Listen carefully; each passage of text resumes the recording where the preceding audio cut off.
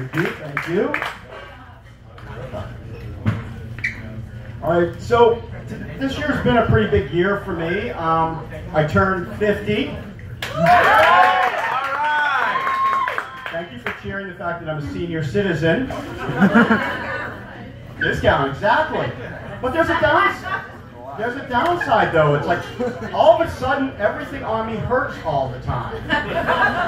Like I can hurt myself doing anything. I walk downstairs, it hurts. And the worst one of these happened to me recently, and I can't believe I'm about to share this with a room full of people. I managed to hurt myself masturbating. Yeah, and seriously, I mean, embarrassingly enough, I'm in my room doing my business, and I get cramp. Which sucks. And the thing is, I've been pretty good about my birthday and turning 50 and all, but aside from the aches and pains, Facebook has been fucking with me about it. You know, I'll give you an example. I was flipping through my timeline recently, and I came across the cheerleader that I had the hugest crush on in high school. She's a grandmother. Oh, it gets worse, guys. On my literal 50th birthday, I opened Facebook. The first thing on my timeline is an ad for Our Time 50+ dating. On my literal 50th birthday. And I was upset about it at first, but then I realized, you know, this may be the last time in my life that I have the opportunity to be the hot young guy on a dating site. So that was good.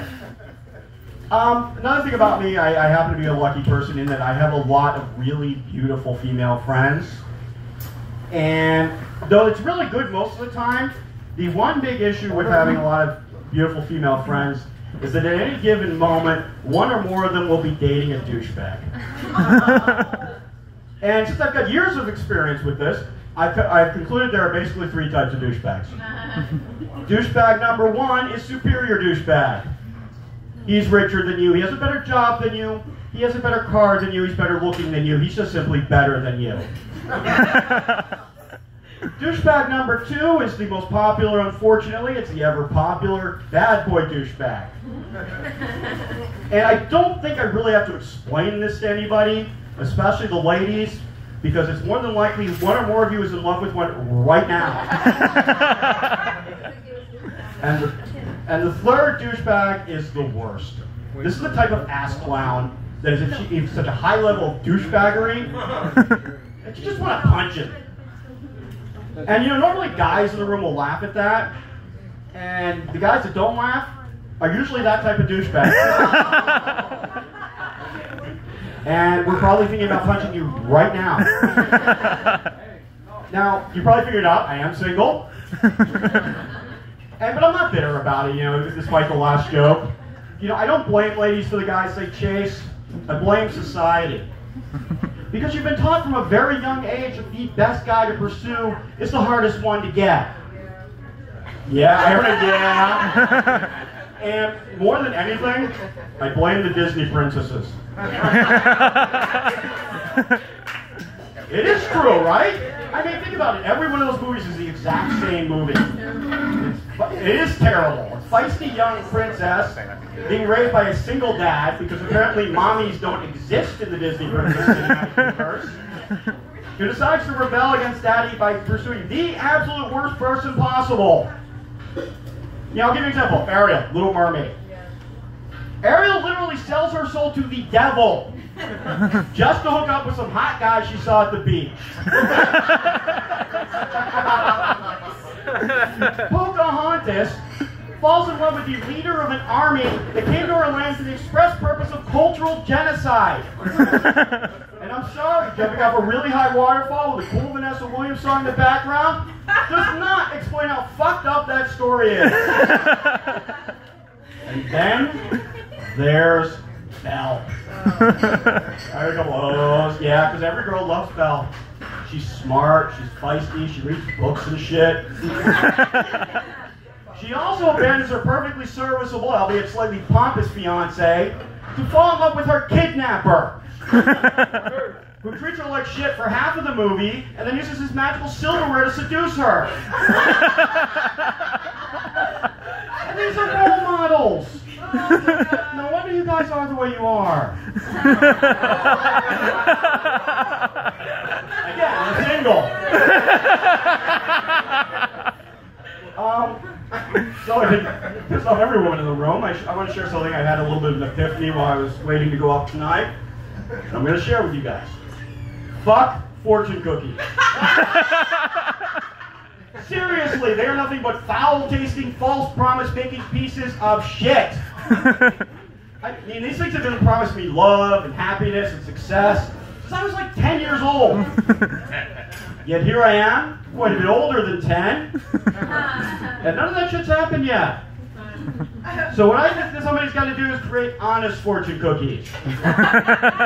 They'll say things like, dude, you know that promotion you're waiting on? So not gonna happen. Or, bitch, you can't change him. He's going to stay an asshole. Someone cheer for the asshole. So maybe this is an information people can use. Talk about this. From my age, you can probably guess I'm a child of the 80s. So I grew up with all the 80s teen movies. No, not Teen Witch, actually. But, I like them, but I'm sorry, John Hughes gave me a really unrealistic expectation of what my high school years would be like. I mean, for example, Breakfast Club. Everybody loves Breakfast Club. I like Breakfast Club. But that movie is full of shit. Because there is no way that even though the princess will probably fall for the bad boy douchebag guy, and the jock will probably fall for the crazy chick, none of these people are going to share their deepest, darkest secret or their weed with the nerdy guy. In fact, in the 80s, I think pornography was a lot more realistic than teen movies, because it's a lot more likely that somebody's mom is going to blow the delivery guy for a pizza than it is that the head cheerleader is going to fall for the guy who listens to her feelings and helps her pass the big algebra exam. I'm going to end off with this. Am I the only one that has one of those friends that has to put like 20 hashtags after every single thing they post on Facebook or Twitter? Jesus, exactly. Like they'll put a picture of their breakfast and it'll be like hashtag eggs, hashtag bacon, hashtag pepper shaker. So they literally hashtag every single item in the picture. Then they start with like the multi-word hashtags, stuff like hashtag Denny's Grand Slam breakfast. Hashtag she woke up like this. Hashtag nom, nom, nom. Seriously, does anyone even know what the fuck nom, nom, nom means? And then because you haven't gotten quite enough information from this single tweet, she's on that random shit that has nothing to do with her hashtag Denny's Grand Slam breakfast. Stuff like hashtag world peace. Hashtag fuck fortune cookies. Hashtag anti-disestablishmentarianism. That's right, I just dropped the longest word in the English language as a punchline, and now I'm going to spell it. ANTIDISESTABLISHMENTARIANISM. Don't you cheer, there's like 27 fucking letters in that word. Anyway, hashtag 5th grade spelling bee champion. Hashtag not a lot of friends in the 5th grade. I'm David Slugger. Thank you for listening.